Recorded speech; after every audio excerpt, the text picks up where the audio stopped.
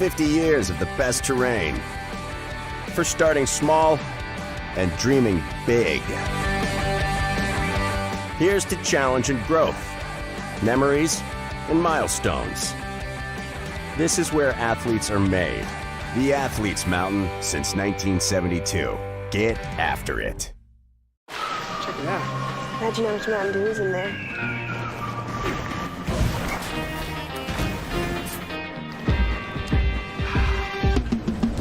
We should probably drink these fast.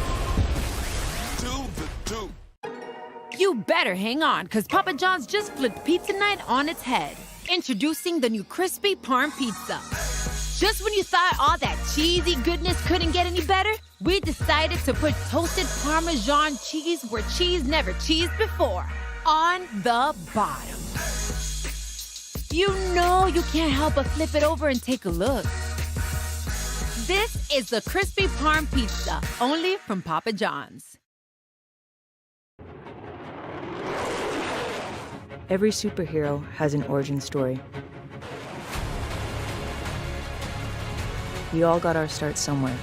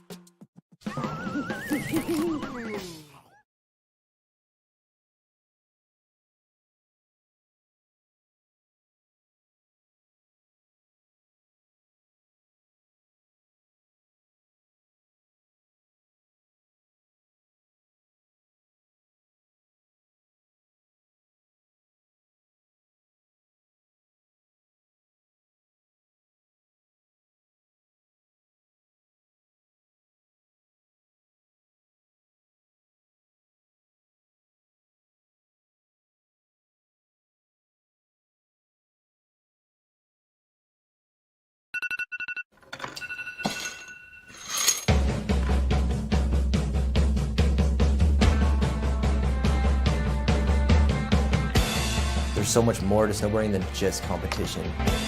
Street snowboarding is just a small part of snowboarding, and it's still such a big part of snowboarding. It's a lifestyle. Spending hours with a crew of your friends working together to create something amazing, that's what I find the most rewarding. Doesn't seem like we're gonna make it out alive. This is what we wanted, been waiting all this time, and we're far from our home. Let's get some, Copper. The contest kids get a lot of spotlight, but it's great to bolster the street kids and put them on a platform like Dew Tour. It just gives people who don't have the exposure the opportunity to be in front of an audience.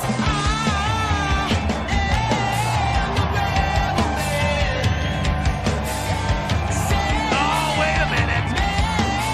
It's getting weird out here on the Streetstyle course. Has all different genres, and that's what makes Dew Tour great.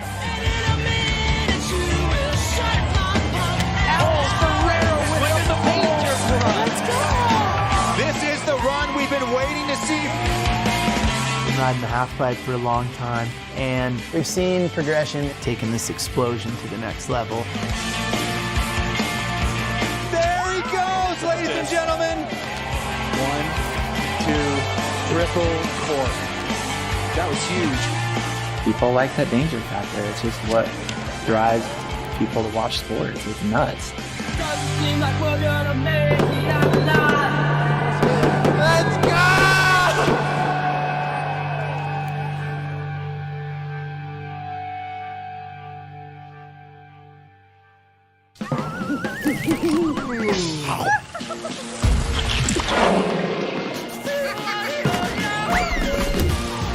Welcome, everyone, to Summit County, Colorado, smack dab in the heart of the Rockies. You couldn't ask for a more beautiful backdrop. It is a gorgeous Saturday afternoon out here as the Dew Tour makes its return here to Copper Mountain here in 2023 as we get set to kick off 2 days of top-notch action here in the world of ski as well as snowboard. Welcome, everyone. Here inside the booth, I'm Jimmy Coleman, and that is Gus Kenworthy. And it's a little surreal to say that because I'm used to seeing you out there in the field, so it's an honor to have you in the booth. It's a little strange. I'm going to have to get used to that over the next 2 days. It's a little strange for me, but I'm super excited to be here. It's my first time calling an event. Dew Tour is such a special one to me. It was my first professional podium, was at Dew Tour in 2009, and competed in it every year since. So it's cool to be on the flip side of it. I was going to say, the last time I actually worked one of these, you were out there in the field, so it's a little surreal, but happy to have you in the booth here calling the action with me here, sir. We've got Superpipe coming up a little bit later on today, and then we've got a hybrid Streetstyle event going on as well. But lots of things happening here this weekend. We're going to kick it off 11:15 Mountain Time. We've got men's ski Superpipe, 7 athletes in the field there, and we'll dive into that in just a bit. We got women's snowboard Superpipe coming up a little bit later on. Then we've got women's snowboard Streetstyle and men's ski Streetstyle, and that one's under the lights. We've done that in the past, as you've seen by those highlights at the top of the show there, but it gets kind of a new look here in 2023. They've really added a bunch of new elements to those courses, Gus. Yeah, I love it. It's so exciting. It's like a slopestyle course, but it's just the rails. You get a whole new field of guys that don't normally compete in these events. It's really fun to see.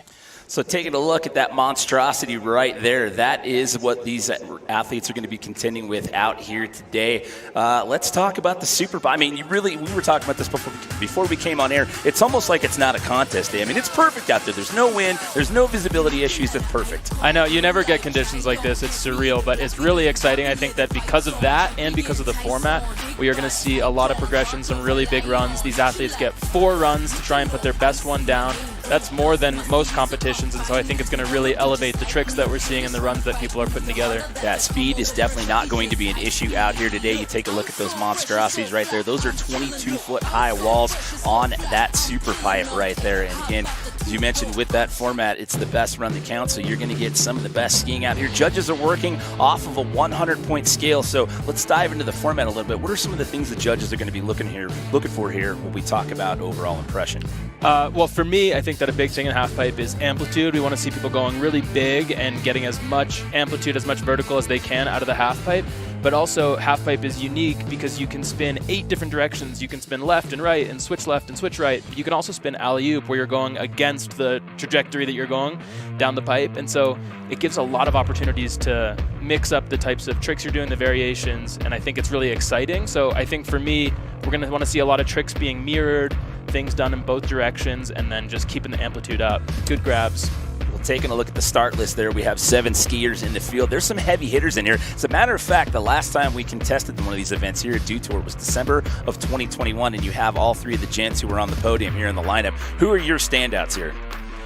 I mean, honestly, with 4 runs, it's a format that could go any which way, but I think that Brendan McKay has been skiing super strong all year, all last year. He's just really, really consistent, and he goes big. Aaron Blunk, super technical. David Wise, you can never count out, coming off an X Games gold just a couple weeks ago.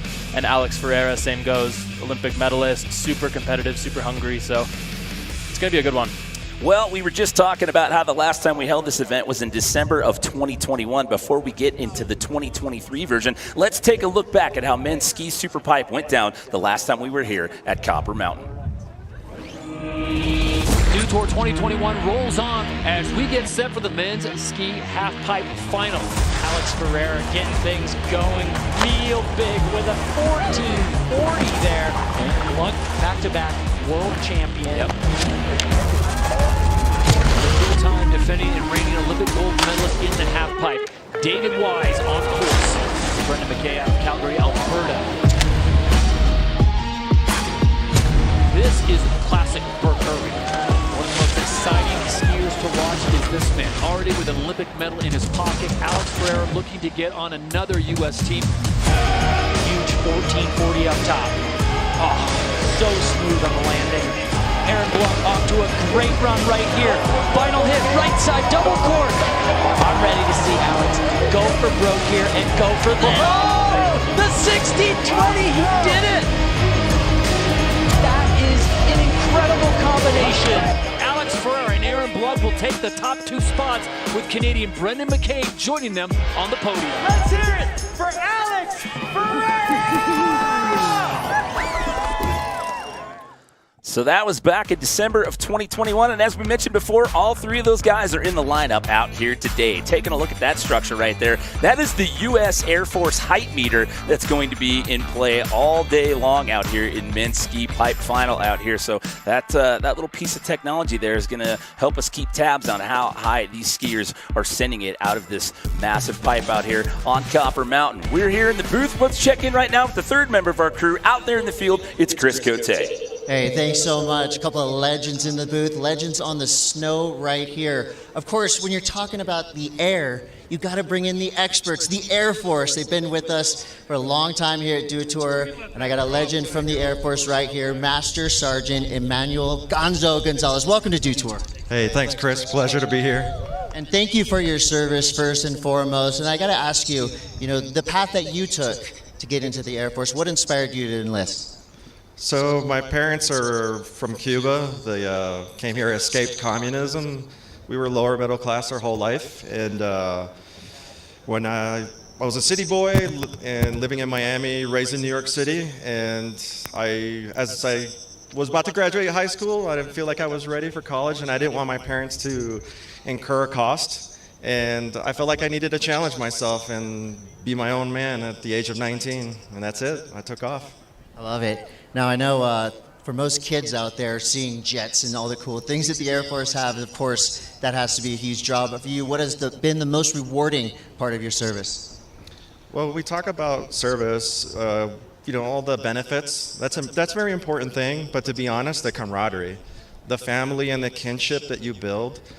For over 20 years, all my best friends been in the Air Force. The godfather to my son is in the Air Force. All my best friends are in the Air Force, so yeah, I think the camaraderie is the most important piece. Despite all the training, the deployments, all that, it's just building and forging those bonds. Lifelong friends, for sure. Now, I know you've been around the world and back, but if you could go back in time and tell your younger self one piece of advice before your Air Force journey, what would it be? That's a good question, Chris. To be honest, take it slow. Learn, listen. Take your time with it, because eventually this uniform does come off, and time goes by quick. Now, you and I were sitting down here watching the men's ski Superpipe practice, and we were just in awe of what these guys are doing. So, of course, as an expert of all things air, what was your first impression of watching the practice just now? I've seen it on TV a lot, and it's really impressive, but when you're live and watching it from below and watching these athletes defy gravity, that's impressive. I'm in awe of what they can do. Just wait, it's about to get radical out here. Men's Superpipe Finals ski is about to start. We're going to take a quick break, but we'll be back. They're going to be flying up here. You ready for this? Yes, sir. Let's do it.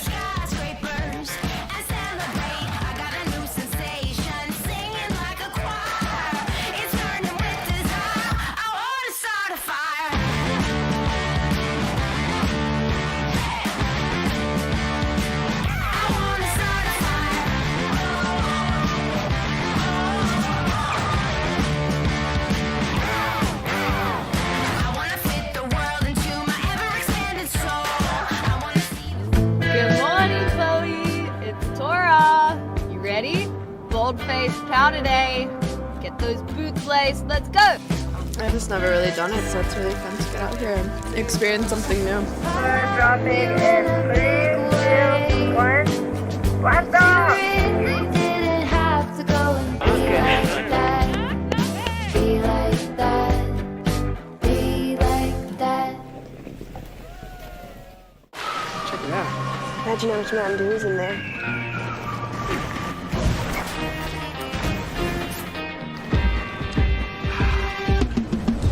We should probably drink these fast.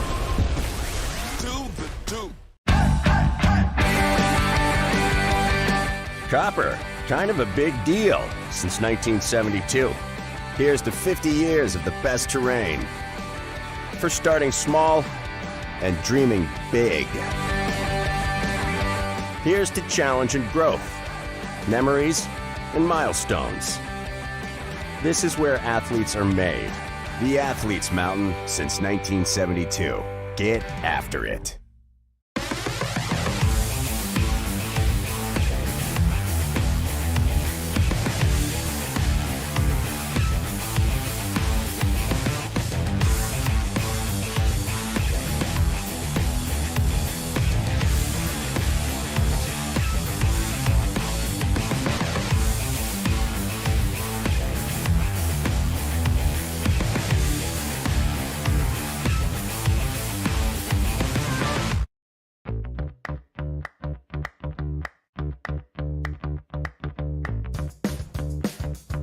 The sausage, egg on the croissant roll. Amazing.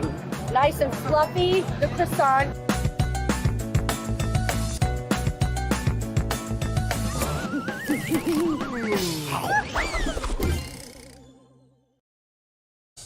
Yeah, skiing has progressed so much, and I mean, I would say even just like the last few years, but just overall and so much in the whole lifetime, you know, like at one point backflips and 360s were the craziest thing, and now all of a sudden it's like casual triple corks on a daily basis. So it's definitely something that's, you know, 1260s are a pretty much stock trick nowadays, you know, and it's pretty crazy. Like I was at the forefront of that progression, you know, maybe a couple years behind the whole doubles progression because I was still young. But once I kind of got into doubles, it was like, you know, it was kind of, I was the first person to do all 4 doubles in a half pipe, and it was something that was like, at that moment, it was just real, like, I kind of realized like how gnarly this really is. That is an understatement as you hear Aaron Blanc, your second place finisher from men's ski pipe final here in 2021, talking about the state of affairs here in this event. And for lack of a better term, gnarly is what we were about to see out here when you've got a 4-run best run counts format. Absolutely, yeah. I think that we are going to see the level really get pushed. It's 2 runs. You have to really kind of stave off some of your tricks because you want to be more conservative, make sure you put a run down. But with 4 runs, the door is wide open for any of these guys. So here we go. 7 skiers in the field. They are going to run in the order that you saw there on the start list. The judges in the booth, they are working off of a 100-point scale. And as we both just sort of rehashed there, it is the best run that counts. It'll hopefully get you on the podium out here at the Dew Tour here in 2023. We started off with Mr. Matt LeBeau here, originally from Rye, New York. He now calls Vail his home, and I believe he is a Dew Tour rookie who kind of has to get out here and set the bar and get this party started, Gus. Absolutely, and I mean, I think he has the tricks. He's capable of doing that. He's the youngest guy in the field. It's his first time at the Dew Tour, and so in a way he's got nothing to lose and a lot to prove. 19 years young here again. Judges working off of that 100-point scale, giving himself the old pat on the chest, and he is in. So here we go. Matt LeBeau kicking it off here for men's ski pipe final here, 2023 Dew Tour.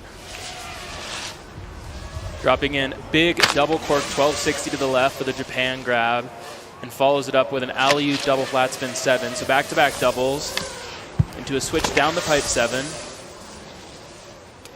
A right side double cork 12, so he's mirrored that trick, and ending it with a left side down. Oh! Man, the height was there, but just ends up on the deck right there, but bounces up from that one. No problem there. Yeah, ran out of pipe a little bit, but he seems to be fine, and I think he's probably feeling relief that he's not hurt, and we're going to see him put that down in one of the next couple runs.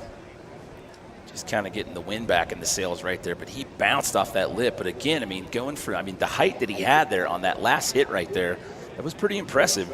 It really was, yeah. That was his biggest hit of the run, I think. The bigger you go, the harder you have to pop, so I think he just needed a little bit more. He kind of ran out of half pipe at the end, but I think we will see him put that down.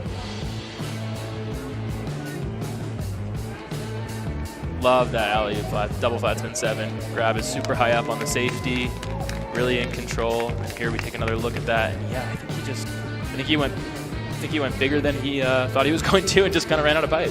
That second to last hit too, he carved quite a bit. I mean, he traveled a pretty good chunk of real estate to get set up for that. I mean, there was no gray area on that one. That was full-blown deck check right there. And I think that's what kind of saved him, because he never got any of the lip on the hip right there, and it just kind of flipped him over to the flat. So obviously going to go with the low 20s there with a 24.66 with a fall right there. But remember, it is the best run that counts here at the Dew Tours. We go back up top, bringing in our lone New Zealand competitor. This is Ben Harrington. Started skiing when he was only 18 months old. Skied his first half pipe when he was only 6 years old.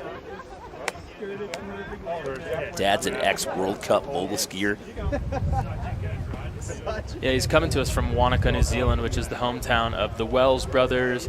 A lot of great skiing that's come out of that town, and I think that that's definitely helped Ben progress and push himself, and it's nice to see him really kind of step into his own these last few seasons. All right, so here we go, getting the last couple words of encouragement there from up top, and he is in. This is New Zealand's Ben Harrington for his first of 4 attempts. Skiing down the deck, carrying a lot of speed. Double cork 1260 to the left. Ooh, landing a little bit low. Had to eat up some pipe with his redirect back into the wall. The right side 1260. Down the pipe flat spin 5. I think he maybe lost a little bit more of the half pipe than he was expecting to with that big carve, but he's able to put it together. Yeah, just looked like that first one you could see was kind of wobbling a little bit, listing towards the right, and then he kind of bottomed out on that second hit right there, kind of killed off the speed.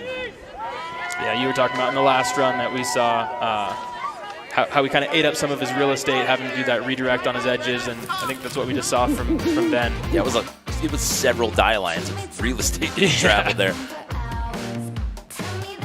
So instead of carving straight across the pipe here, he had to kind of switch his edges.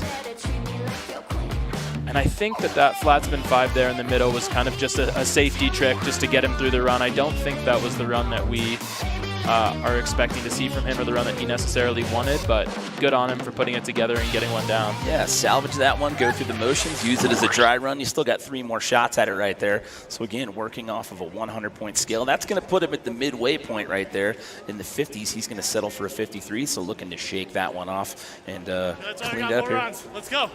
So there you go. He says, I got 3 more runs. Let's go. So not even phased by that. That's the attitude we're looking for out here. So we get set to take a look at Bend, Oregon's Hunter Hess. Grew up skiing the infamous Mount Bachelor. Got first place here in Copper back in January at the Nor-An Cup. Second place in March 2021 at the Copper National Championship. So no stranger to this mountain or this pipe. Yeah, Hunter is an exceptional guy to watch. He is kind of a loose cannon. He has some crazy tricks up his sleeves. There we see the left side double cork 1260, but he is one of the only guys in this field that has attempted triples and 1620s and all sorts of crazy stuff. So I think that we could definitely see him stepping up in the next few runs. But so far this is just a super smooth, super clean run.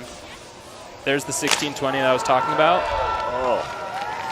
I don't know if that was quite the execution that he was looking for, but he landed it and he put the whole run together. So I think that will definitely be, at least so far, the best score that we've seen. I'd say a little bit of bobble on that landing, but skis away from that one. Kind of almost played that one off a little bit, looking at the camera like, yeah, I meant that.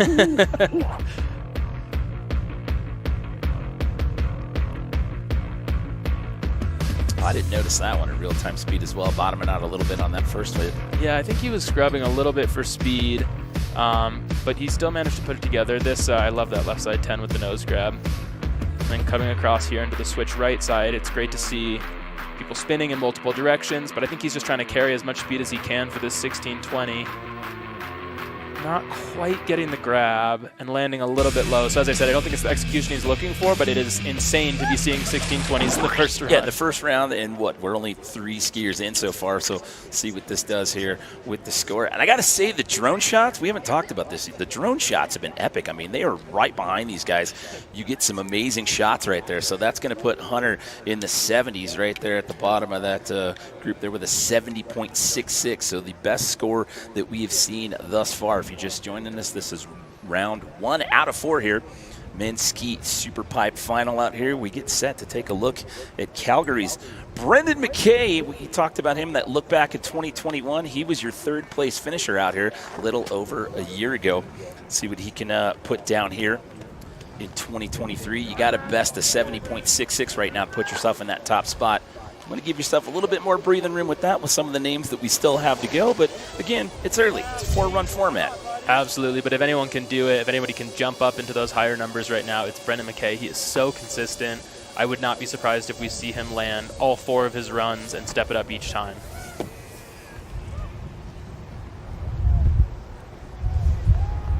Dropping in switch over the left shoulder. Switch alley-oop 5. So that's a lesser version of the tricks that he probably wants to do there. Into the switch down the pipe, double cork 10. That was perfectly executed. Big right side 900, carrying speed into a left side double cork 1260 tail grab, landing high on the wall and finishing it with a right side double cork 12. Oh, and he loses a boot, loses a shoe. Did you hear that reaction from the fans out there at the bottom of the pipe? So definitely some Brendan McKay fans out there. I also think there's something really exciting about his run because he builds amplitude as he goes down. His last 2 hits were maybe the biggest 2 hits in his run, which is always exciting as a spectator and also great for the judges to see. It's like our friend from the Air Force said earlier. You got to take your time. Yeah, it's true. Build up some suspense. So that trick right there, Brendan has an incredible double version of that, a switch alley-oop double 9 that I'm sure he's going to add into this run. I just love that switch down the pipe 10. It's so well executed. And then here we see him start to build his momentum. These last 2 hits were absolutely massive. Let's see if we can take a closer look at what happened here on this right side double cork 12, because it looked like he came around perfectly. Oh, that didn't show up, but his ski just kind of slipped away from him. That's why we got 3 more. I'm a fan of the best run counts format, so a 70.66 is the best that we've seen so far. That is Hunter Hess. So what is our third place finisher from 2021 going to start off with here? As we take another look, we'll get another shot at that last hit right here. Wow, it's huge. Oh, just right there as he came down the last bit of transition and in the flat. Yeah, I don't know. I've seen judges do this both ways, where they count it as a fall score and when they count it as a land, but I think that, yeah, that you lose the ski, it's not perfectly executed and they have to mark off for it. So that one's going to be a toss out for him as well. That's going to put him down there at the bottom of the, or second to bottom of the pack there with a 45.66 with 3 skiers left to go in the run order here out of round 1 of 4. It's Hunter Hess still sitting in that top spot right now with a 70.66, followed by Ben Harrington and Brendan McKay, who you just saw. So some tough scores here early on. I guarantee you that we will see those numbers go up quite a bit as we move deeper into this competition. Yeah, especially with this guy, Aaron Blanc. I mean, he is no stranger to the Dew Tour podium. Just missed the podium at X Games Aspen back in January. He had to settle for 4th place at that one there. But as you mentioned, 2nd place in 2021, the last time we had the Dew Tour here, and he's in for his first of 4. Going a right side 1080 on the first hit into a switch down the pipe, double 9. Traveling a lot on that hit. Switch right down the pipe 7, so spinning both ways, switch. Down the pipe double 9. He's not quite maintaining the amplitude that we would hope to see, but still executes. Gets that right side double cork 12 in the last hit, caps the tail grab. It was wild from that angle. I thought he was going to clip the deck right there as well. It was like, oh, hang on to that one, Aaron. Yeah, the drone angles are so exciting to watch, but it makes it kind of hard to read sometimes whether they're going to come back in safely in the transition. Kind of keeps you on the edge of your seat. I like it. It does. I like it too. So I think Aaron's strategy here was just to put down a clean run, which is a really smart strategy. I definitely know that we can see more amplitude out of him as well as more technicality, but I think that he was smart to just put down a run, get a score on the board, and I think it'll be a pretty good score. I was actually impressed that he was able to maintain speed out of that one low landing there mid-run. That was, looking at it again on the replay, right there, just squeaking that one in under the lip there. So what is it going to be here for Mr. Blanc? Hi, Morgan. He got 2nd place in 2017 and 2018 at Dew Tour Pipe when both of those were at Breckenridge. And as we mentioned, 2021, he was on the podium in 2nd place. What's he going to be? High 70s. He's going to overtake Hunter Hess right there with a 79.66, so not the score that he wanted. However, you're in the top spot for now, Mr. Blanc.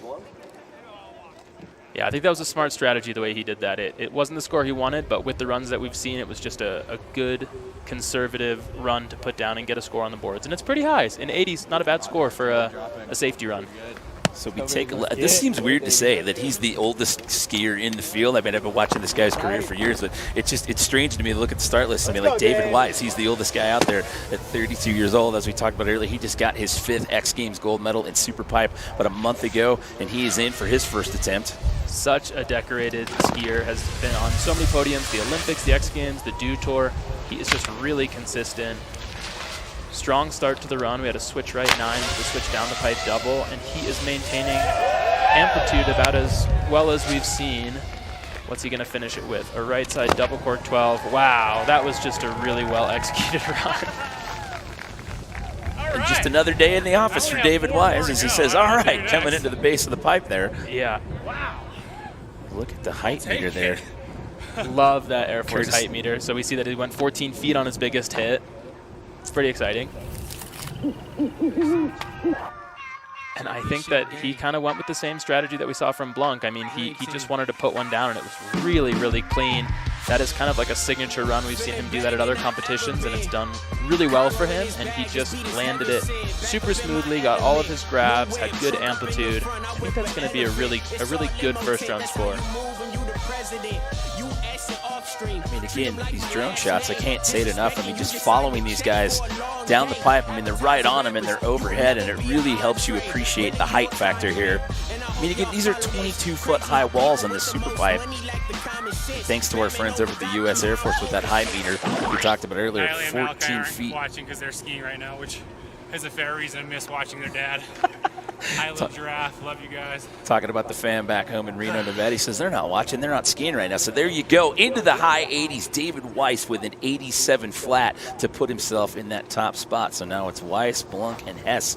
Your 1, 2, 3. But hold on, everybody. Here comes a powerhouse when it comes to pipe. This is Aspen's Alex Ferreira. Yeah, Alex is definitely a threat to upset that podium, to potentially take that top spot. He has 1620s, huge rotations in both directions, and he is just a really consistent skier. Just like David, I have no doubt that he'll put this down smooth. He was your winner here in 2021, and he also won the Copper Grand Prix here that season as well. Starts out with a switch left side 1080 into a right side double cork 1260.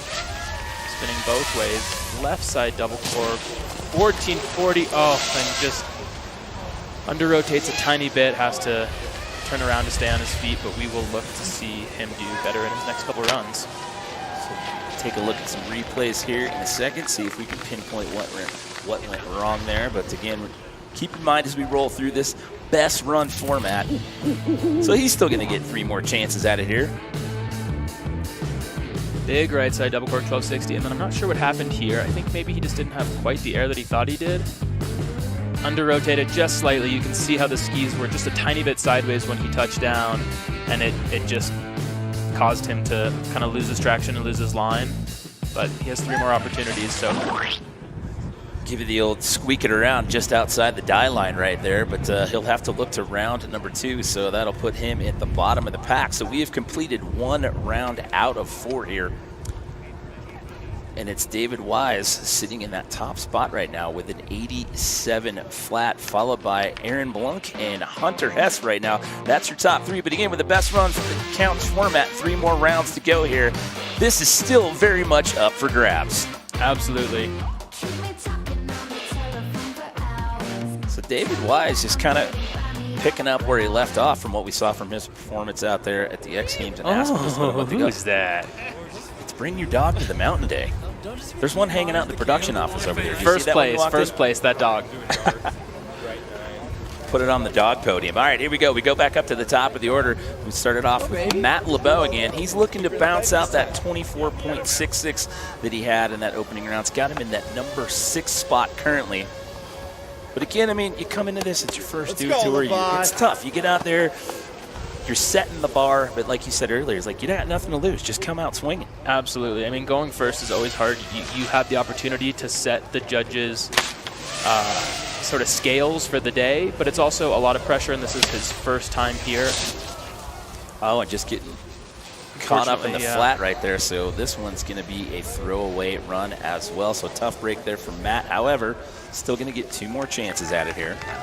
And as I said, I mean, it's typical in events to have only 2 runs or sometimes 3 runs. So him having 2 more opportunities to put a run down it's basically like it's still a brand new contest for him. He has every opportunity to put that run together, and I think that we'll see it. It's a clean slate every time we go back to the top of that run order. Love that alley-oop double flat 7. And I don't really know exactly what happened. I think maybe he just wasn't quite ready for the landing. Maybe his weight wasn't quite over his boots the way he was expecting it to be, but it was so clean in the air. Small hiccup in the landing, but I do think that he'll clean that up and put that down in the next runs.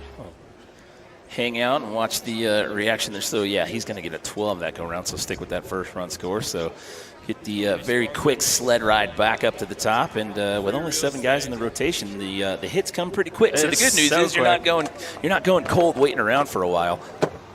Yeah, absolutely. I feel like we're back at the start list so quickly. It's really exciting, fast-paced. I love this format.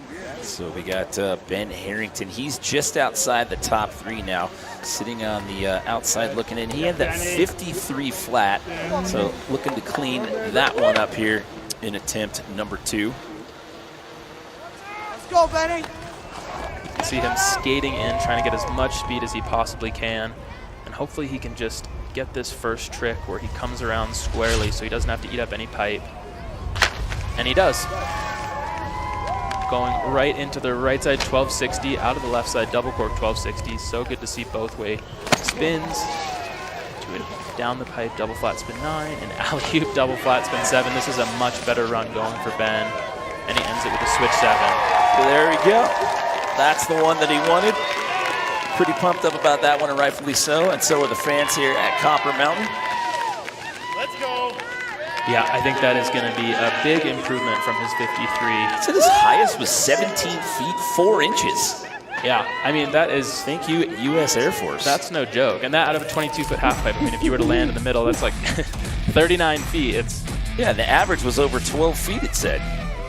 I love technology. Let's take another look here. I think this was probably his biggest hit, that right side 1260. Not quite locking in the grab the way that I think he would hope to, but it was still well executed. The landing was smooth. And overall, the run didn't really have any bobbles in the landings. Lost a little bit of amplitude on this last hit, and there was a couple grabs that were either not quite there or maybe let go a little early, which is potentially the only thing that would keep him out of a really, really high score, but I do think that's going to be a significant improvement from the 53.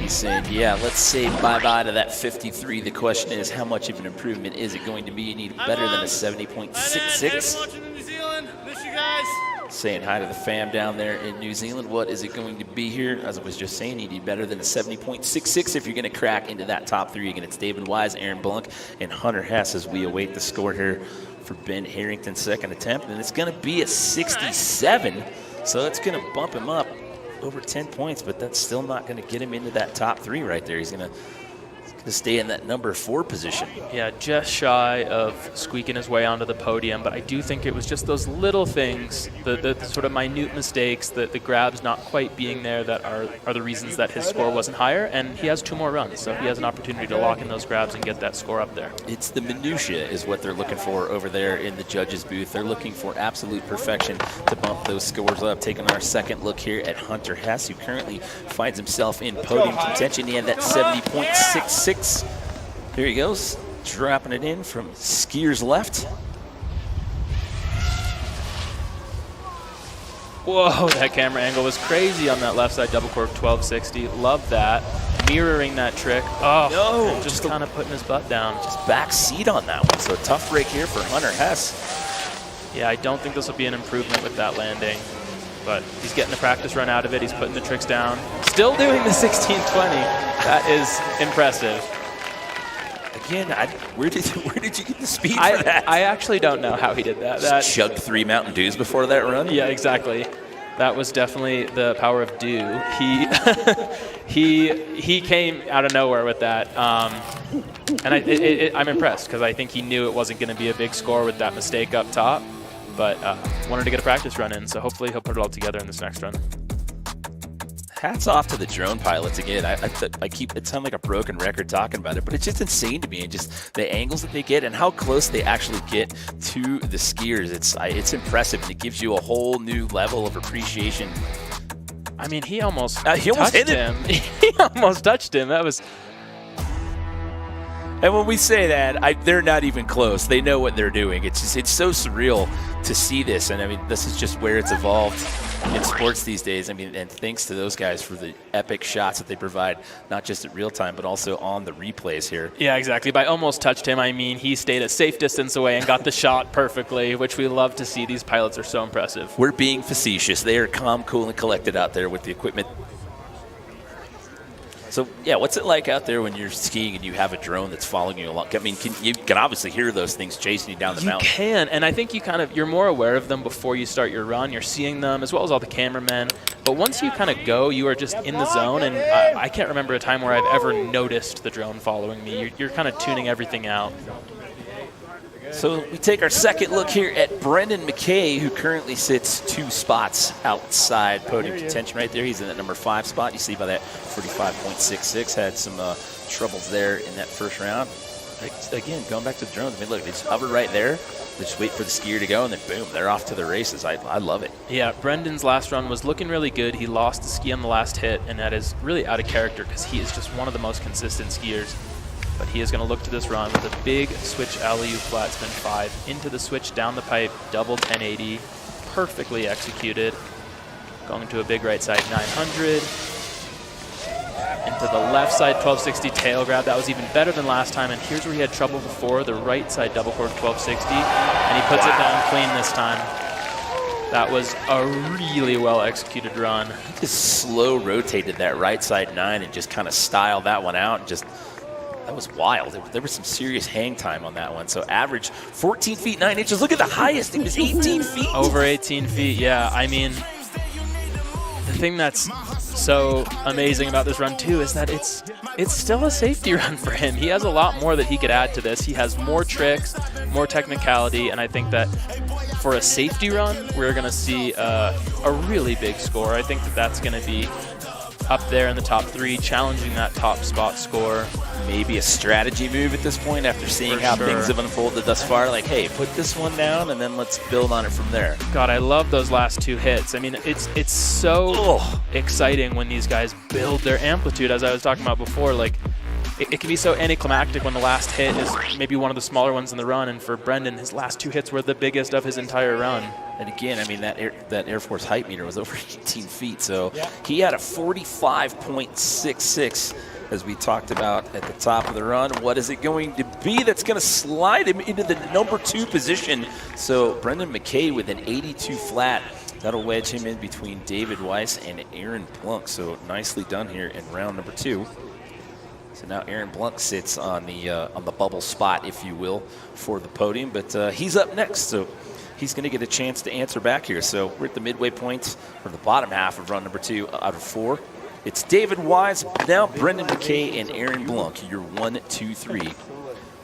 And Aaron Blunk is about to drop in, so he just saw that he got pushed out of second place, and I think he's gonna have something to say about that. Very good. Getting some high fives and some hugs up top. He's saying, yeah, I'm not a fan of that 79.66, so I'm going to go ahead and try to make short work out of that one and just squeeze that one off the leaderboard for now. Let's go, Blunk. I like it, the encouragement up top. You can hear the boys saying, let's go, Blunk.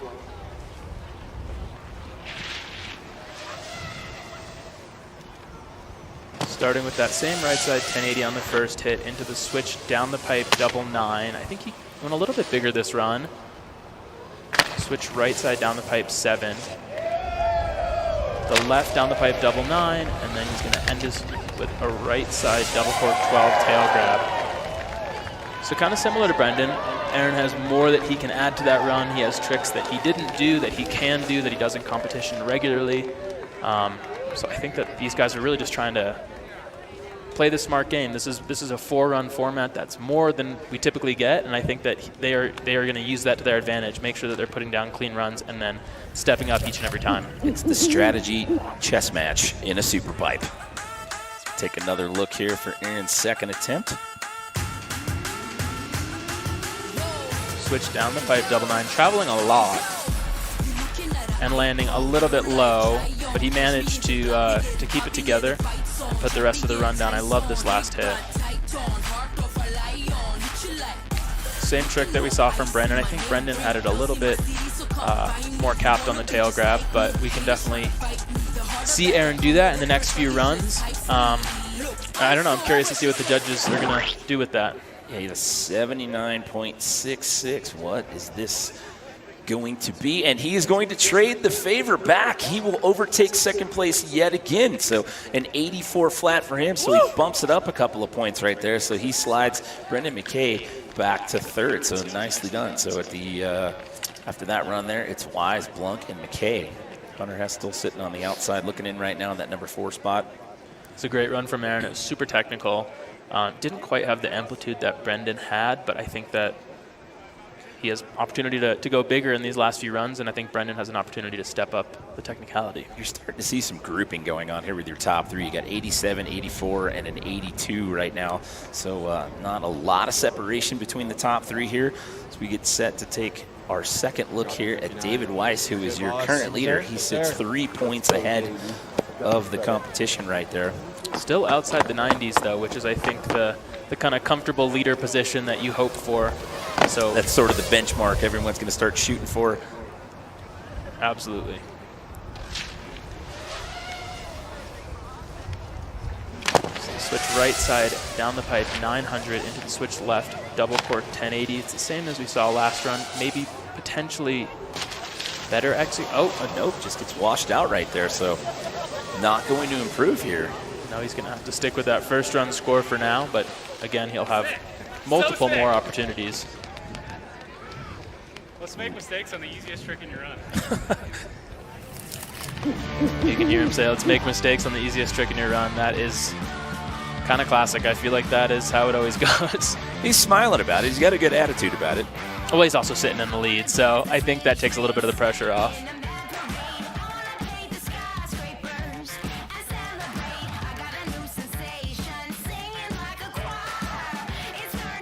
So you see him just under-rotate a little bit, and when your edges get locked in, the edges on these are so sharp. And I think that sometimes you can't fight against it. Like he landed on the wrong edges, and it was kind of hooking him into that same wall, and he couldn't fight against it. But I think so.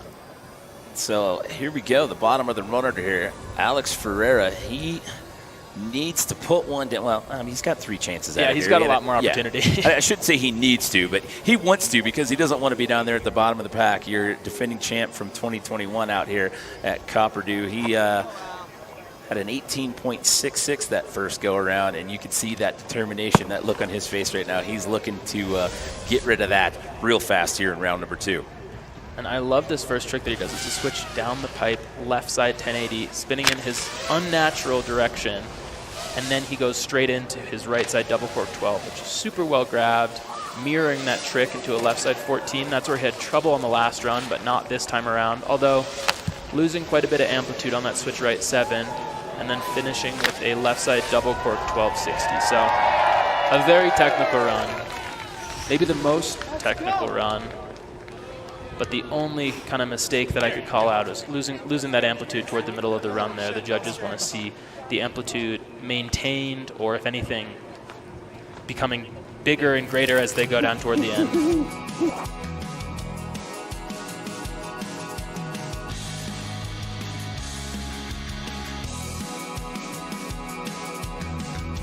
Right side double cork 1260 looking so good. This is where... Oh, there's another angle of that. Love that drone angle. And this is where he had trouble in the first round, was that left side double cork 14. And doesn't have trouble here, but I think he just loses a little bit of the speed coming around on that landing. But he's still able to do a double cork on the last hit. Perfectly landed. Signature pull swing. Well, that one's going to get him out of the basement there with that 18.66. The question is, how far up the chain is that going to move him here? So we have 2 rounds in the books, 2 more rounds still to come here. So we await that score. It's an 87, an 84, and an 82, your top 3 scores as of right now. And then on the outside podium, you got into the 70s, and he's going to get a 79.33. So that'll move him up to knocking on the door of podium contention right there. That'll slide him into that number 4 position. So let's send it down right now to Chris Cote, who's with Alex. All right, Alex, we're halfway through after 2 runs. I saw you watching yourself over here on the big screen. What are you seeing? What are you liking? And what are you going to fix for your next 2 runs? You know, it's clean skiing, and I'm very happy with it. And we're just going to keep the amplitude up and have a great next 2 runs. And I saw you get a big hug there from our current leader, David. How's the camaraderie at the top of the pipe? Very solid. We're all really good friends, and we all want to see each other do well, so it's exciting. Good friends equal great skiing. More from him very soon. Well, thank you, Chris, and congratulations, Alex. They're getting up there into that number 4 spot with still 2 more rounds of runs still to come. It's a packed house out here on the mountain. We're at the halfway point. We've still got plenty more to come here from Dew Tour Copper Mountain 2023. It's David Weiss, Aaron Blunk, and Brendan McKay, your top 3 for now. When we come back, we'll have the conclusion of men's ski superpipe here from Copper Mountain Dew Tour 2023. Get it. Okay.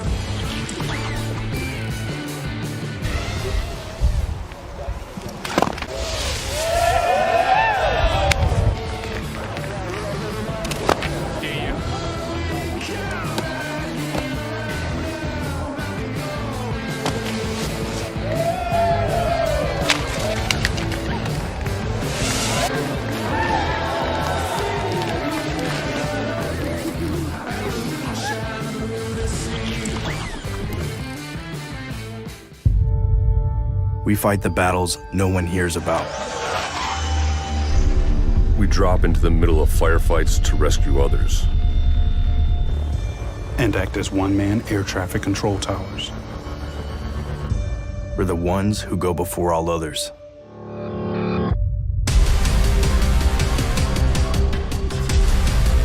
Join the fight.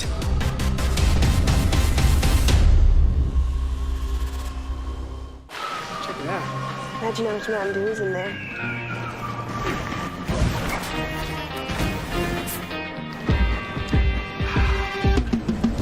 We should probably drink these fast. Two. Hey, it's me, food. I'm so much more than just what we eat. I'm hand-cut, fresh and frosted. I love it. Aw, I love you too. See, life is always something new. All messy, frantic, and amazing. And from where I sit, you look delicious. That's why every day is worth celebrating. If you can. Stay fresh. Sincerely, food. Sincerely, Safeway.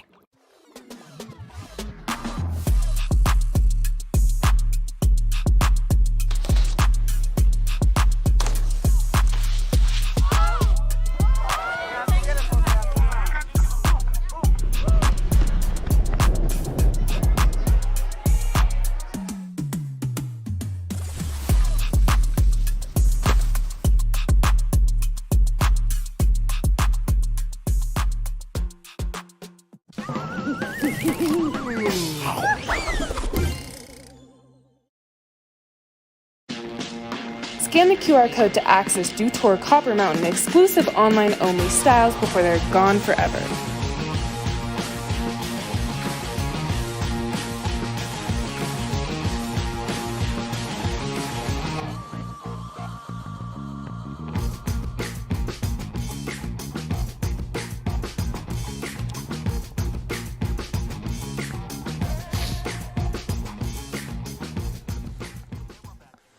Welcome back, everyone. Dew Tour Copper Mountain 2023. After that little QR code, I'm glad I got my Dew Tour merch because she said get it before it's gone forever. It's limited edition merch, so you got to get it while the getting's good. I'm glad that we seized the opportunity when it presented itself. Welcome back, everyone. Jimmy Coleman here in the booth alongside Gus Kenworthy. We got Chris Cote out in the field, and we've got 2 rounds of runs in the books. David Wise, coming off of a X Games gold medal performance, sits in that top spot here. We've got scores of 87, 84, 82 with our top 3, some tight grouping. Your thoughts so far on how this competition's unfolded?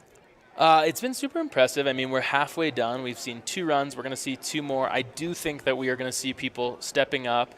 I know that a lot of these guys have more that they can put down, more that they have to offer in terms of technicality, so I think that we're going to see that. I think we're going to hopefully see a little bit more amplitude from Aaron Blunk, a little bit more technicality from Brendan McKay.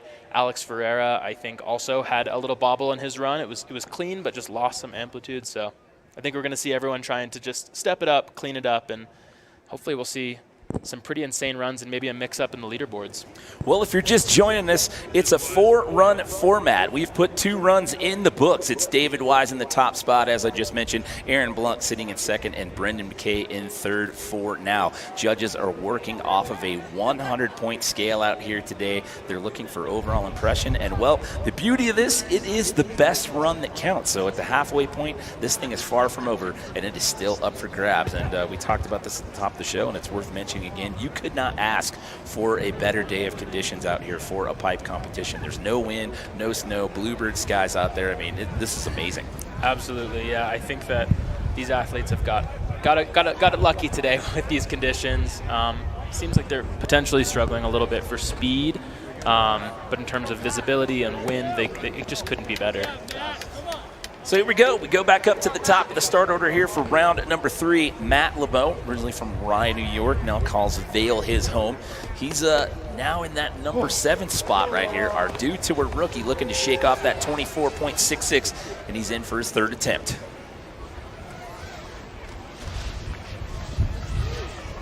Big left side double cork 1260 on the first hit into the alley-oop double that we love. Clean this time. We haven't seen him put down a full run yet, so hopefully this will be that moment for him. Right side double cork 12, sitting back a little bit, and unfortunately can't hang on to it. And that's a tough one, because now that kind of puts you in that pressure cooker situation where it comes down to that last run. Like before, it's like, okay, no big deal. You got a couple more chances at it. Now you have to get it done at the start of that 4th round. Absolutely, and I know that pressure, and I know that there's lots of guys that can rise to it. Hopefully we'll see him do that, but I also kind of want to emphasize that it's his first time out here. It's a big deal. It's a nerve-wracking experience to compete against the big dogs for the first time. So regardless of it's win or lose, it's really impressive for him to be out here putting down those big tricks, and I think he's got a lot to be proud of. What's it like being in that situation, trying to like talk yourself out of that, where you've had the same issue arise run after run after run? You know you've only got one more chance. Like, how do you bring yourself out of that point mentally? It's hard. I mean, I think for each person it's different, but for me, it's like it's breathing exercises. It's really trying to stay present and not get caught up on the fact that you've just had 3 falls or 3 bobbles or whatever it is.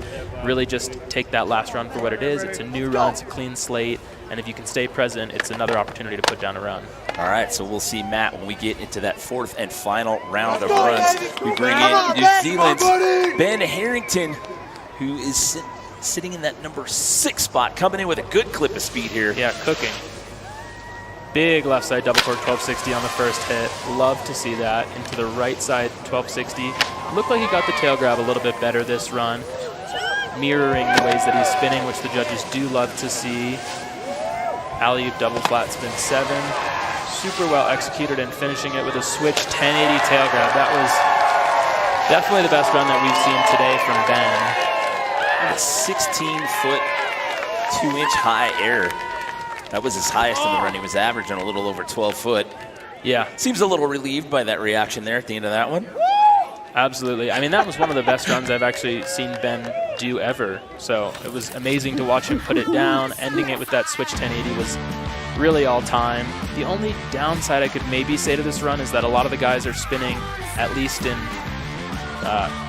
multiple of the switch directions and the forward directions, and Ben has both way 1260s, which we love to see, but doesn't have a switch right side hit at all, which might just be something that'll kind of keep him out of the top spot potentially. But the tricks that he does have are all really well executed.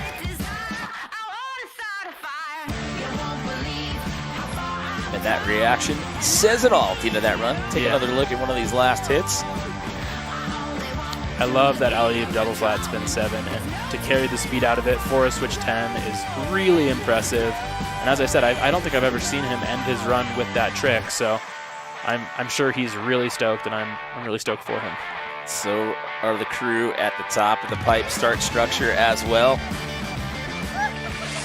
Fans are pretty stoked about that one as well. We got quite a crowd brewing down there. So that's going to bump him up one spot. He's going to get a 76.66. Not good enough to move him up into that number 5 position. So that slides Hunter Hess down to that number 6 spot. So again, these are the standings for right now. You need to get into the 80s or better if you're cracking into that top 3 right there. It's Wise, Blunt, McKay, your 1, 2, 3. This is round 3 out of 4 here. Hunter Hess, who just got bumped down to that number 6 spot, is going to get a chance to answer back here. His best outing thus far we saw at him was in round number 1. It was a 70.66. You can't script TV better than this. Each time they get bumped down, they have the opportunity to answer back right away. I know. It's like the score gods are like, okay, we're going to make this dramatic. All right, we see him skating in. Carrying a lot of speed. He's one of the bigger guys in the field. And that same left side double cork 1260 first hit. Landing a little low, but able. Oh, well. It was the announcer jinx. It was. I jinxed him a little. You know, he's keeping it on his feet, though. He's keeping it together. Switch right side 1080. That is an improvement from what we saw him do in the last runs. But unfortunately not doing the 1620. Already saw him do a left side double cork 1260 first hit, so repeating of the tricks is going to cost him a big score, but again, he has another one. Yeah, that's going to put him in a similar position there with Matt once we get into that 4th and final round, because he's going to stay in that number 6 spot.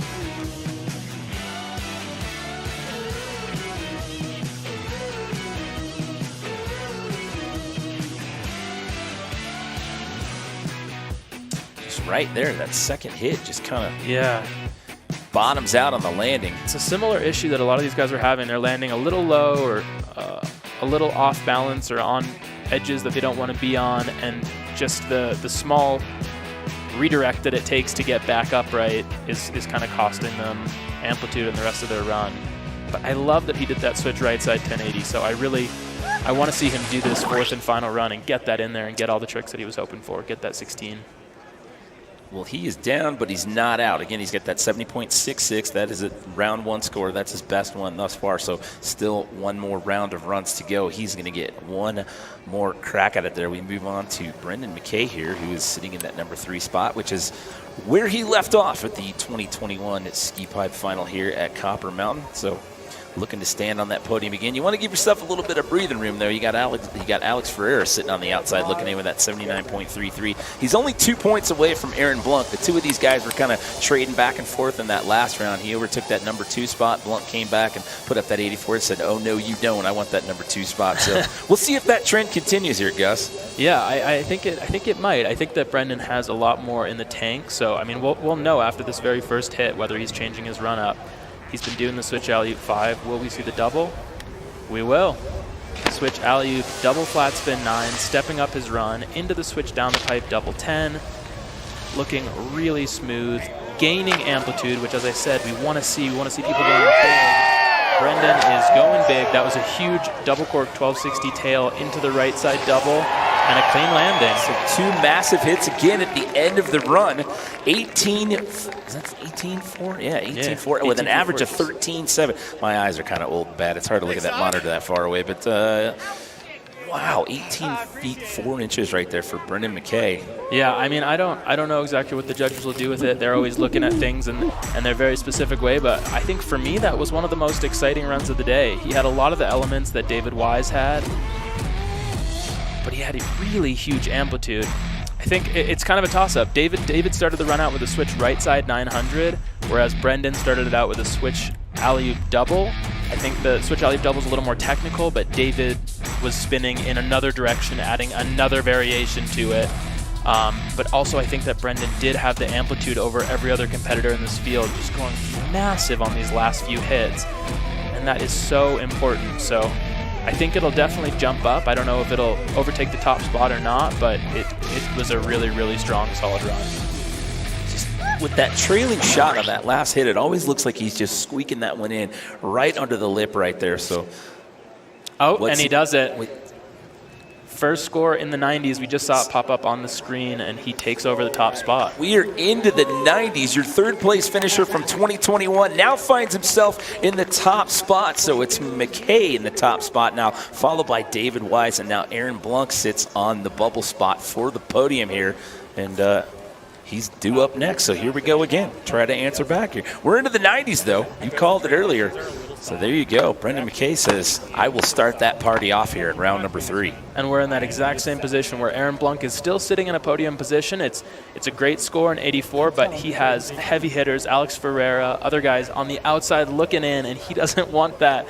He wants more breathing room. He's going to want to step his run up and try and give himself a little bit of distance. Yeah, Alex is knocking on the door there in 4th with that 79.33, and he gets to go last in the run order, so that could make things really interesting once we get into that 4th and final round here. So the last time Aaron was in this position, he rallied to the cause and answered back, so he is going to get the chance to do it again here. Let's go, Blanc. Come on. Skating from way back, trying to get as much speed as he can, get that big amplitude.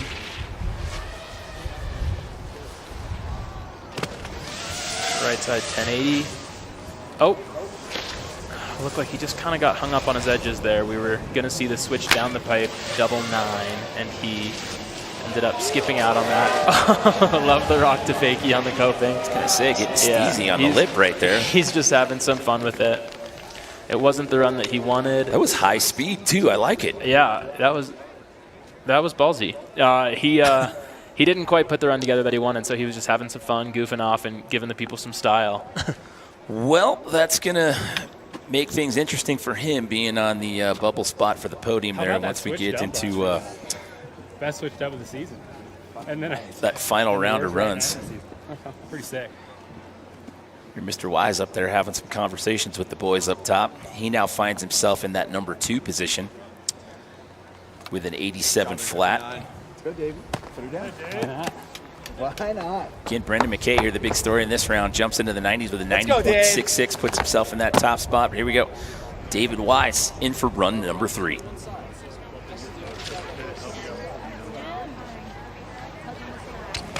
Going big on that switch right side 900. That is going to set him up for amplitude throughout the rest of the run. The switch double, super smooth, right 9. That's where he had trouble last run, but he puts it down this run.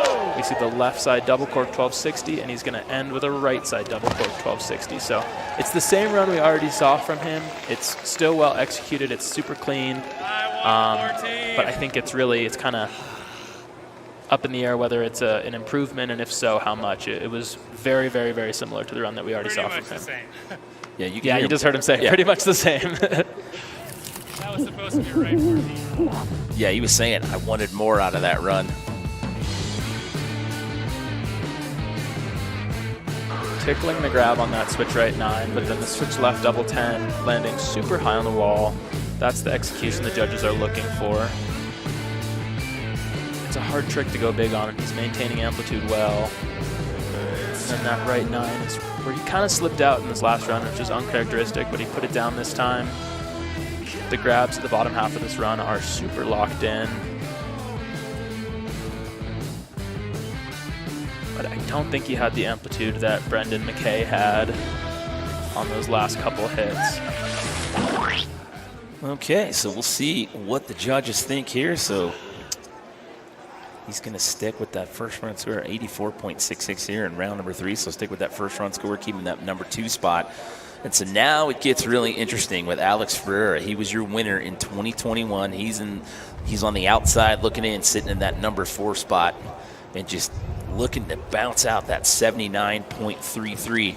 And as I mentioned before, with him being last in the rotation, this could make things really, really interesting when we get in that 4th and final round of runs. It absolutely could. I mean, his best run that he could do is absolutely capable of being in the mid-90s. He is someone that could take the lead, mix up this podium. He's had 2 runs that weren't quite perfect, but he has 2 more opportunities. And here we go with Alex Ferreira.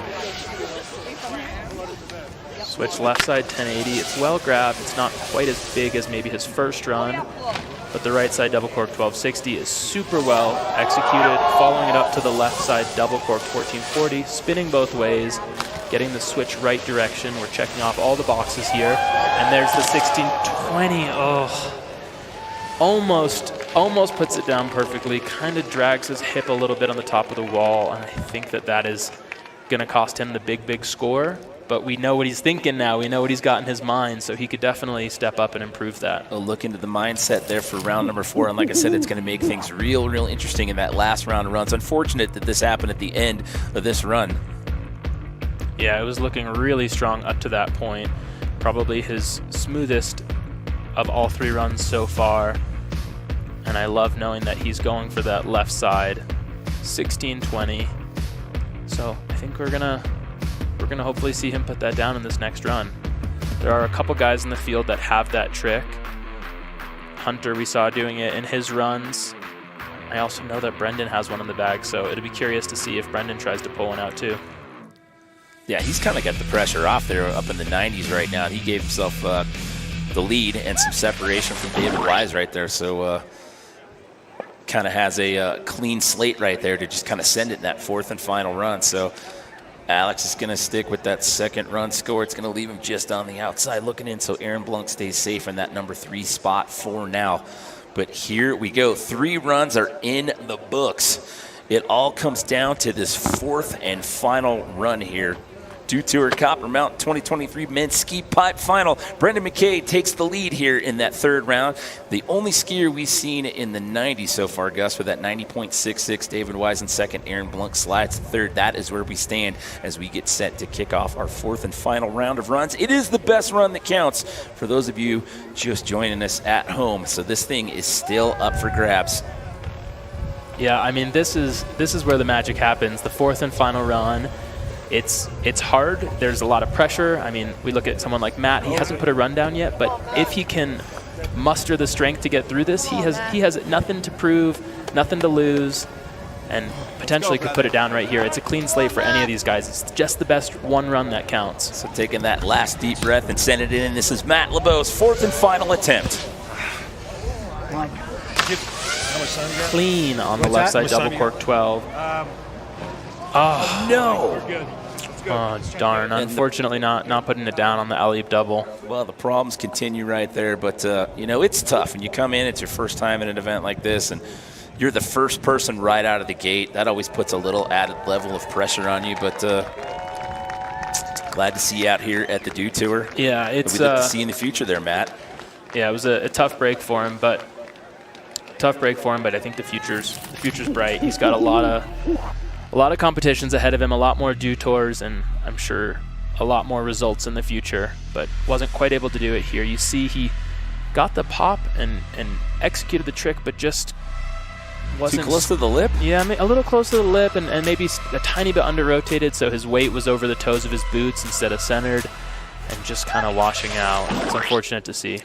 So now it comes down to Ben Harrington, who jumped up to that number 5 spot. He was in 6th the last go around, so he moved up into that number 5 position, so slowly climbing the ranks there. His first run he had a 53, and he moved up with a 67. They ended up with a 76.66, so that's got him in that number 5 spot for now, so hoping to keep that trend going here with slight improvements from each run. Yeah, buddy. Come on. Let's go, Benny. Come on, Benny. Yeah, buddy, come on, Let's go, Benny. Come on, Benny. This is 4th and final run. Again, coming in with a good clip of speed here under this first wall.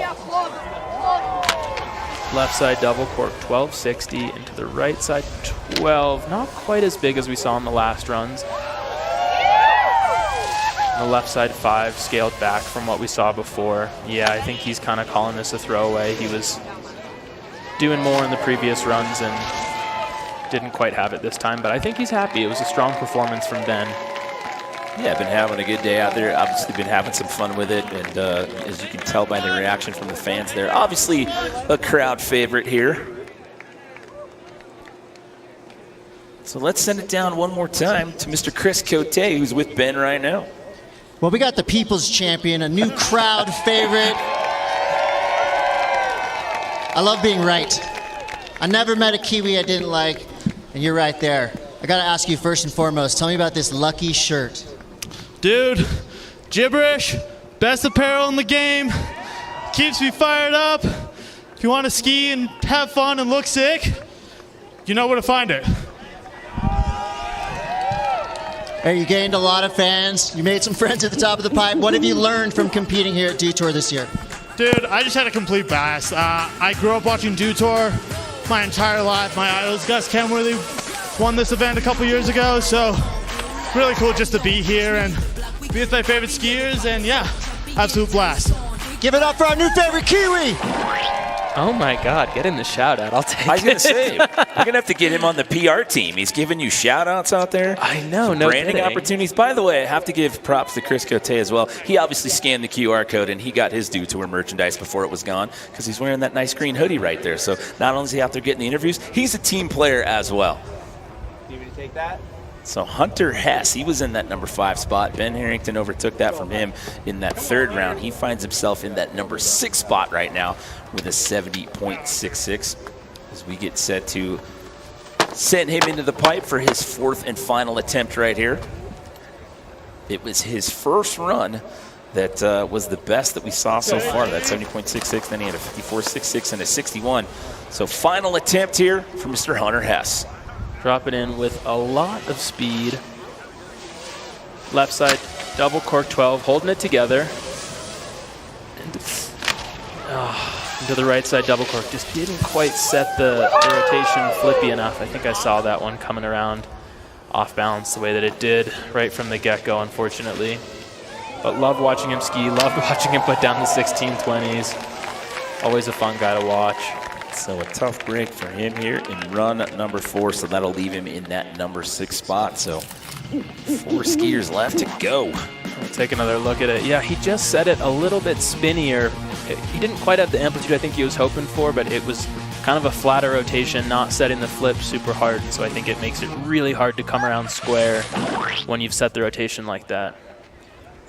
But we're going back to the top to Brendan McKay, who's the current leader. He took that top spot in that last round. He's an X Games Aspen 2020 pipe bronze medalist. He had to settle for 5th in that event here in 23. 3rd place in copper in 2021, and now he's looking at potentially finishing on the top spot here, trying to build on that 90.66, obviously, but took the gloves off there in that last run and sent it, and he finds himself the current leader here. What's he going to do with this 4th and final round, Gus? If I was him, I would be trying to step it up. I mean, he's got a comfortable lead. He's in a great position, but the guys that are coming up after him are no joke. They're heavy hitters. They're regular contenders on the podium, consistent skiers. So I think if I was Brendan, I would be trying to really bump up my score as much as possible because after he goes, he just has to sit and wait.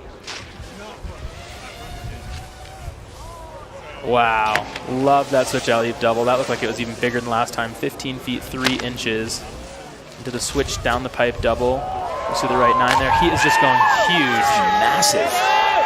Left side double cork 1260 tail. 18 feet.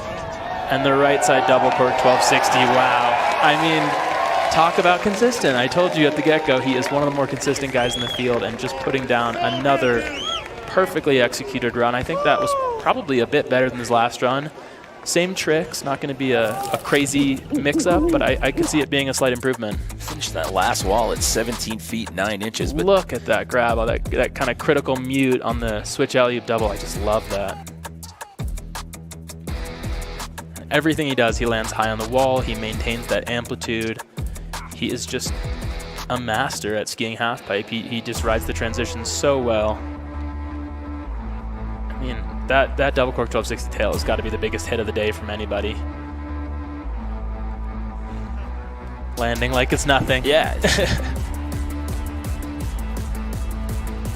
Again, that last one there, that was knocking on the door at 18 as well. That was 17 feet 9 inches. So multiple at the bottom of your run. Multiple hits at 18 feet is just so impressive. Just another day in the office right there. So again, he was in the 90s there in that 3rd round with a 90.66 and a 93.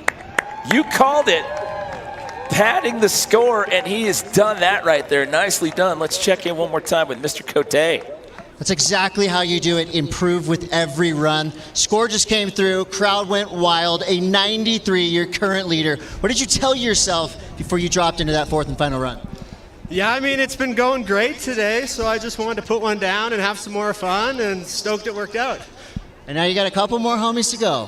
What do we do between now and the end of the finals? Cheer on the boys. It's a beautiful day. Thank you, everyone, for coming out. It's awesome out here. Right on. Well, good luck. Couple more runs to go. Yeah, he's going to have to ride this one out for 3 more runs here because all we have left is Aaron Blunk, David Wise, and Alex Ferreira. So again, all 3, no stranger to the podium. Not at all. But again, looking at the highlights here, I mean, just sending it here on this 4th and final run. But I also want to point out the way we heard from our Air Force veteran that the thing he loves so much about being enlisted is the camaraderie. And I think that is one thing that we can say for sure in skiing is the level of camaraderie is really high. I mean, Brendan's down there. He wants to win, but he's also cheering on these next few guys. He wants to see them put down their best runs possible, too. Yeah, it's one of the best things about these events, like just the conversations that you hear from the microphones pick up, like at the top of the pipe and then at the bottom. Just it's an awesome field, and I love the way that everybody supports one another as we get set to take our 4th and final look at Aaron Blunk here.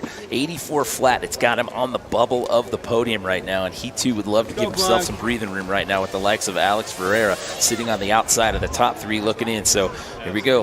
This is Blunk's last attempt. So far, so good. Smooth as we've seen him. That switch down the pipe double 9 into the switch down the pipe double 10. That's an upgrade from his previous runs. The left, down the pipe double flat spin, clipping the deck, and unfortunately doesn't go for the double on the last hit. So he will have to sit with his 84 from the previous run, but that could have got nasty right there. That was a heck of a save right there at that speed, and he just played that off like it was super casual. Unfortunately, I clipped the lip. Oh, I wish he could have kept it together because the top of that run was his best so far. He added in the switch right side right there, the double cork. That's an upgrade from what we had seen in the previous run. So this had all of the ingredients to bump his score up, but just clipped the deck there. Let's see it again. Yeah, I think he just didn't quite have the amplitude. Had to sling the rotation a tiny bit and just clipped the deck ever so slightly, but it's enough. So that brings us down to our final 2. That gentleman you're taking a look at right there currently sits in the number 2 spot with an 87 flat. That is Reno, Nevada's David Weiss. And then we have Alex Ferreira coming up last, who was on the outside looking in. Let's go, Dave. Yeah, David's in second, but he's guaranteed a podium. There's only one other guy outside that's coming up after him. But David doesn't want a silver. David doesn't want a bronze. David wants the gold. Switch right side 900. Wow, that drone shot was crazy on the switch down the pipe, double 1080 into the right side 9, getting a good grab. Oh! And he tried, he went for it. He was going for the 16, tried to step up the technicality, not quite able to do so, but I think that was really his only chance at trying to come against Brendan McKay's score because Brendan just went so big and was so well executed. David knew he had to try and pull something out of the bag. Yeah, you could hear him at the end of that 3rd run. He was chattering with the boys down at the bottom. He wanted more and trying to step it up right there. So you'll have to applaud the efforts there, but that's going to leave him in second. So now it all comes down to this. As you mentioned, we're going to see Brendan and David on the podium and with Aaron Blunk sitting on the bubble spot. It all comes down to this last run, the last guy that can shake up the standings here. He was your winner in 2021. He now finds himself 1 spot out of podium contention with a 79.33. This is Alex Ferreira getting ready to wrap up the party here at the men's ski pipe final here. I can only imagine his nerves right now. He's the last guy to go. It's the 4th and final run. He knows he has the tricks to make it onto the podium. He just has to put it down right now, right when it counts. Just waiting to get the all clear from the starters right there. You can just see him. Just look at that steely gaze right there, the determination. And here we go. It's down to this last run with Alex Ferreira. Dropping in switch. See the switch left side 1080 again. Traveling a lot, carrying a lot of speed. Into the right side 1260. So far, so good. Here we're going to see that 1440 again. He puts it down, but again, just kind of losing that amplitude that he had lost in the previous run on that trick. And then here we see the 1620. Puts it down this time. Swinging the poles. There we go. Well, I'm going to get you to walk the plank. Is this going to be enough? You know, I do think he's going to improve his score. I don't know if it's going to be enough to come up against Brendan McKay just because of the loss of amplitude in the middle of the run. It was a super, super technical run. It was well executed in some areas, but there was a few small bobbles, so it wasn't a perfectly executed run. But let's take a look at the replays. Yeah, the switch down the pipe 1080, he travels a lot, he carries a lot of speed, but it just isn't the amplitude that we saw out of Brendan or David. And the right side 1260 there looks super good, but on this left side double cork 1440, it looked like he kind of scrubbed the landing around a little bit. No, actually it looks clean in the replay. But there on that switch right 7, it's just kind of a loss of amplitude. And there we have the 16. Getting the kind of Tindy tail grab safety and putting it down. He's got to be happy with that, especially being the last guy to go. There's a lot of pressure, but what it will do, I just don't know. We are about to find out. Now we get to play the waiting game here. Again, 79.33 was his best run prior to round number 4, and he's going to end up with an 82.33. That is not going to be enough because Aaron Blunk's best run was an 84 flat, so Aaron Blunk is going to finish out in 3rd. So Alex is going to stay in that number 4 spot. It was close, but not close enough right there. So how about that? Brendan McKay with a 93, David Wise with an 87, and Aaron Blunk with that 84. So exciting, and I think this is Brendan's first Dew Tour win. Well, let's send it down to one more time to Chris Cote with our winner. Multiple scores in the 90s. This man came from Calgary, Canada on a mission to win Dew Tour, and you've just done it. Congratulations. Thank you. I'm lost for words, but very stoked. It was great skiing today, and everyone threw it down. So thanks for coming out, everyone. Now, you guys seem like a really tight group. Everyone's cheering for each other. What does it mean for you to win this illustrious event riding with the homies? Yeah, it means a lot. I've never won Dew Tour, so very stoked to add it to my repertoire. Right on. Make way in that trophy room. You got David in 2nd place. We will have an award ceremony shortly. David, come in here. David, you definitely had the most fun out there. You were laughing after every single run. I know you've been a Dew Tour veteran for a long time now, but it seems like every year you come correct. This year, the same David. Yeah, honestly, I'm 32 years old now. Everybody keeps calling me the old guy. But the reality is I wouldn't be out here if I wasn't enjoying it. So I kind of took that to heart this season and just decided to have the most fun every single contest, and that's what I did. I'm really proud of Brendan. He put down a run that was hard to beat. I went for it last run there, tried to get a 16 around. It was just a little short. And I'm just stoked on where half-pipe skiing is and thankful for all you guys watching. Thank you for Dew Tour putting this event on. We love it. Thank you for what you do.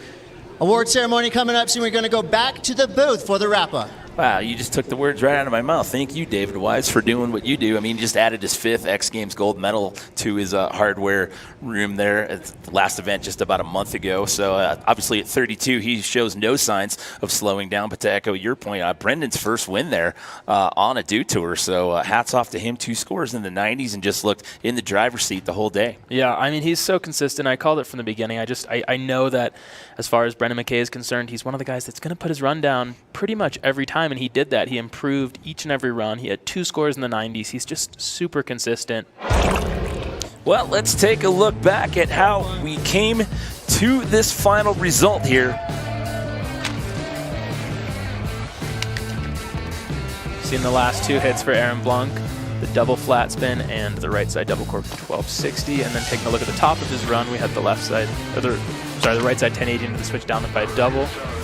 Here we had David, who was just going massive, spinning multiple directions, mirroring tricks, super technical run, and just well executed. Look at the grab on that left side double cork 1260. It's high up on the nose, it's landed perfectly, it's just a good solid run.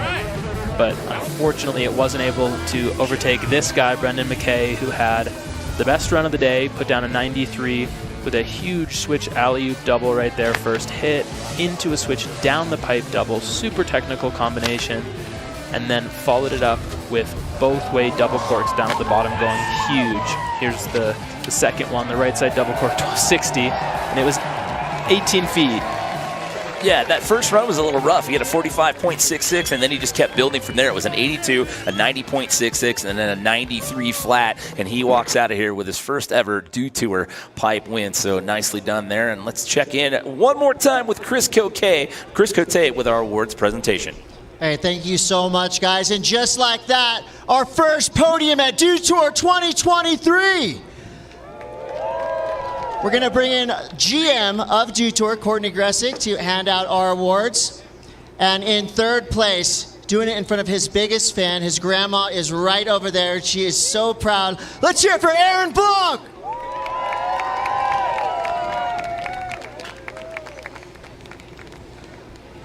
Aaron coming through with 4 stellar runs.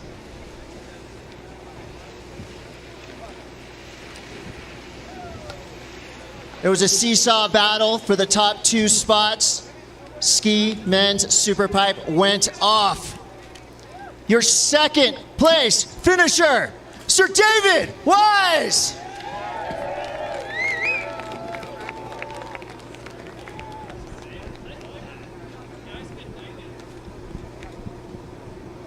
And now your winner, representing Calgary, Canada.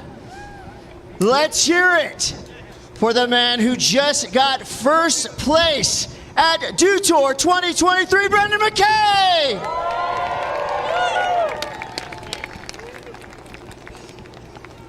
Congratulations to our first podium of the weekend, men's ski Superpipe. Let's hear it for 1, 2, and 3 here at Dew Tour, Copper Mountain.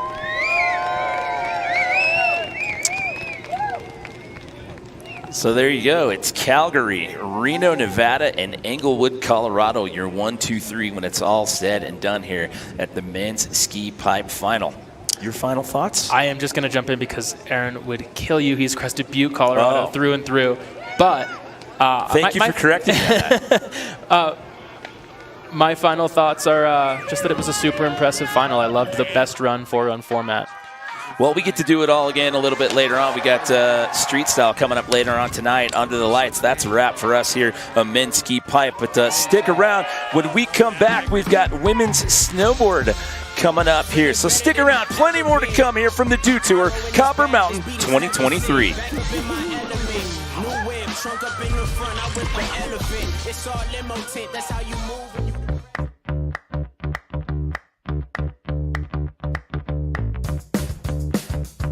The sausage, eggs on the croissant roll. Amazing. Nice and fluffy, the croissant.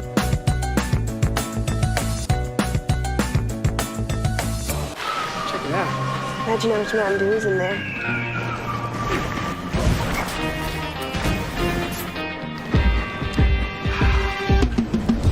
We should probably drink these fast. Two. Copper, kind of a big deal since 1972. Here's to 50 years of the best terrain, the biggest competitions, the boldest athletes, the most fun. The Athletes Mountain since 1972. Get after it. Every superhero has an origin story. We all got our start somewhere.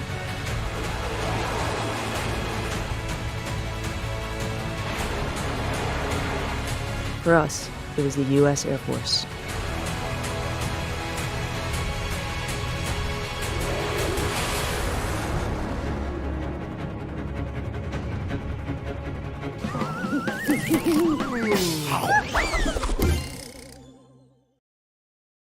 Dew Tour is brought to you by Mountain Dew. Do the Dew. Safeway. Fresh foods, local flavors.